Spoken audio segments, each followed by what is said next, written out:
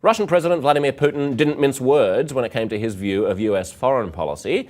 In an interview with French network TF1, Putin was asked about Hillary Clinton's previous comments, where she compared his actions in Ukraine to those of Adolf Hitler in the lead up to World War II.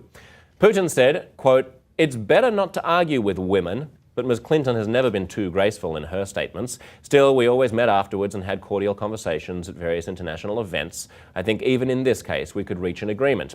He continued, "When people push boundaries too far, it's not because they're strong, but because they are weak. But maybe weakness is not the worst quality for a woman."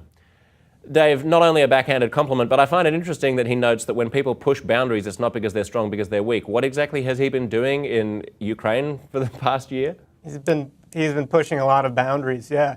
In the U.S., if a politician said anything along these lines, we would wrongly call it a gaffe. This was certainly not a gaffe. The Kremlin had this interview up on their website. It's nothing that they've tried to hide, this sort of really overt and gross sexism. And Putin certainly doesn't mind putting it out there. It's really something. Yeah, the only thing that makes me happy about it is that if Hillary does become president, she's going to have so much stored, pent-up anger towards him that she's not going to take any BS.